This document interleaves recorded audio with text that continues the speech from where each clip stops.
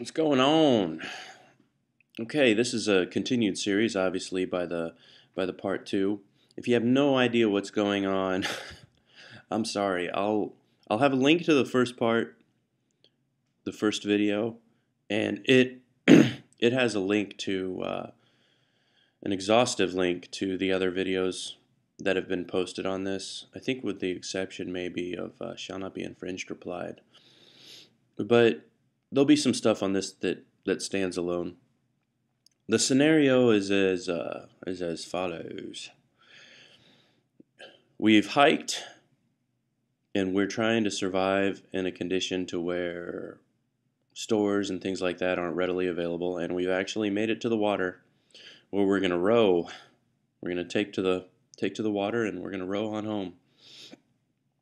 It's all good. Not a bad plan for if that's the best plan you got. I got no problems at all with it. In the last video, part one, we talked about water and a little bit of the medical stuff, which, of course, the intended audience is shall not be infringed to propose this scenario. So it wasn't really, I think it's egotistical of me to say it was tailor fit to him, but it was pretty much tailor made to what it is he was trying to do and what I saw as his, some things that he would physically run into. Now, in order of priority, because we have medical and water, the next thing, believe it or not, in order of priority is shelter, as in exposure. There for a while, for the longest time, I think food may have been prioritized over shelter, and there still are maybe some schools that do that. However, exposure to the elements could kill you much faster than not having food. You can go a long way with having very little food. However, hypothermia or heat stroke can be fatal in a very short amount of time. So, what we've got a rowboat and a couple of tarps, and I was hoping to throw out some ideas about how to enhance our shelter. I believe that in this scenario where we're doing such a great physical activity as rowing for however many hours per day, to spend the night in comfort and to get our muscles the proper rest is very, very important as we continue to move along. I mean, already I'll get into food in the next video, making this a sweet ass trilogy. But a good night's rest is going to go a long way to improving our health, both our mental and physical health. I would say, given my experience in waterborne activities, your best bet for shelter, I really have to suggest a hammock. And you didn't mention having one in your container. I got turned on to hammock camping a few years ago, and now that I'm a little bit older and I can't stand laying on the lumpy ass ground anymore, hammocking is definitely where it's at, so long as you have trees. And if you're on the water, you're going to have trees, and you're going to have tiny trees too. So to be able to string a line between two of them and keeping yourself suspended above ground level is a huge plus, and will go a long way to making sure you get that good night's rest. That's going to be very important. They make several different kinds of hammocks, and there are all kinds of custom options out there. Eno is the brand that I have. It's more of an entry level type hammock. It's ENO, Eno, and the outfit that I have, it's a dual rig, which the weight rating on them is really sorry. So like if you have you're a bigger guy like me, so with both of us being over 200 pounds, we need to go that double, and you have a little bit more room in there to kind of lay sort of catty corner on it. And they also have bug screens, which you put over the hammock, which is going to be really important.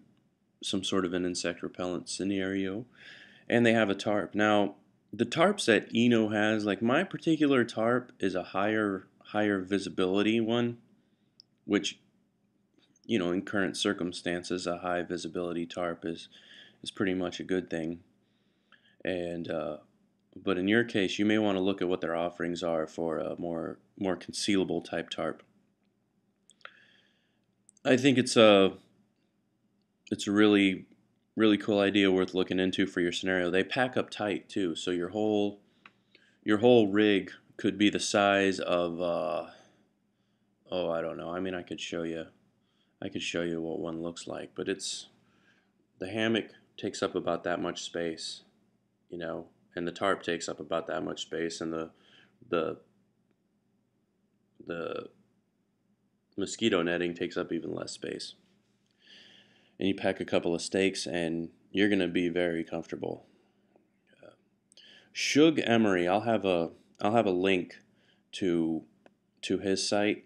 He's like this clown vaudevillian guy, lives up in Minnesota, but he's big time into hammock camping. And he has some very awesome videos. Now his stuff is mostly custom and super high end, but he can give you an idea on how to string a rig, and I'll demonstrate mine. I didn't want to do it on this video because these videos are for you, and I find some videos, like when people show stuff, while they may have the best of intentions to show, like, hey, here's what you're looking for, I think in some cases it kind of comes off of as a look at what I got, and I don't want that to happen with this scenario. We're just sort of writing things down and figuring out what works for you. And also I avoid that, oh, you got an Eno, blah, blah, blah, that's bullshit, you need to go with, fucking, what's that brand? That one made by that dude with a toe box, or foot box. He's got this, okay, now we're talking hammocks. Imagine a hammock with a area in it so you can lay crossways, kind of at a, I don't know, not really a 45-degree angle, but more like a 30-degree angle. And there's a relief in the nylon so that your legs continue to go straight. Now, the thing about hammocking is when you're suspended above the ground with a piece of nylon underneath your back, you don't have the insulation that the ground would provide. So the wind, on a cooler day, you need something to insulate below you. So either you're going to want to take your a second emergency sex blanket or something, and do something along the lines of what's called an underquilt. So you basically have a blanket underneath you and a blanket above you. It sounds complex, but really it isn't. It isn't crazy. The other option, I don't know. You don't seem to be a guy that has trouble having an open mind about it, and your motorcycle camping is a big help in this. You don't limit yourself to what a device's normal function is. In a pinch, if the weather's getting really, really, really freaking bad, you get on the bank, you flip your boat over, and you get underneath that boat to stay dry or whatever. That boat hull will serve as just an amazing spot of shelter. Naturally, whenever we're camping, we're going to be concealing our boat's location with whatever we have on hand. Hopefully the tarps you have can sufficiently conceal that. And I'm not sure you've got some concealment type clothing. I mean, you know what to wear for rowing. But the other part of the clothing, I don't know if you had considered some of the Under Armour offerings. They have almost like a spandex for to keep you from chafing in your armpits and in your crotch and things like that when you're hiking. Something tight fitting. I mean, you'll totally look like a faggy tool, but you'll be a faggy tool that isn't chafing. And in this particular scenario and in this particular environment, a chafe can turn pretty bad because you're hurting the integrity of your skin, and you're going to be wanting to avoid scrapes and cuts. You're going to want to avoid that shit like the plague. So long pants, long sleeves, and if you're in the field, I really want to see those sleeves down. Opinions vary on that. But have you seen the stuff from Colombia? They've got these long sleeve like fishing shirts. They're somewhat light, something like that to consider. But you're gonna want to have your long sleeves going on, and yeah. Well, I just wanted to turn you on to that hammocking option for shelter, and maybe get a second blanket rocking for your the sex blanket thing to get it underneath the quilt. If you go check out Shug's video, I'll put the link that I'll put for Shug will be, I will find the video on getting started in hammock camping. I mean that's a pretty cool way to do it, man. And you know what, you might even dig it.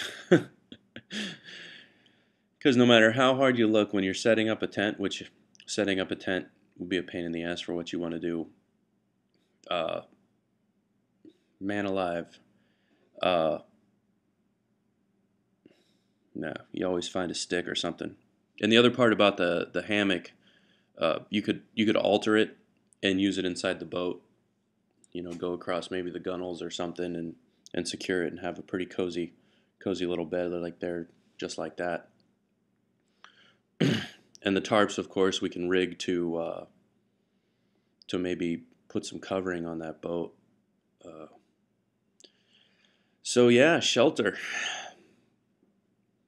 A little bit shorter of a video. I hope you all enjoyed it. And definitely, I got some comments on the last one, like I needed to rethink some thoughts.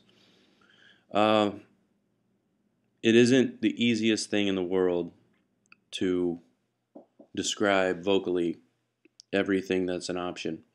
And it isn't the easiest thing in the world to try to put into a kit something for one of your better friends to try to survive in a situation. So think on that before you start typing down below. And if you do see fit to tell me what I need to rethink, don't just tell me I need to rethink it. Tell me I need to rethink it, and then give me your proposed solution. Otherwise, your comment will be taken for the face value that it presents. Because probably not God's gift to survival or anything, but I've been in the woods a couple times, so. And these are things that I've found, and I wouldn't steer my friend the wrong way. So, all right, man. Y'all take care, and probably have another video up here pretty soon, and y'all be good. We'll see you.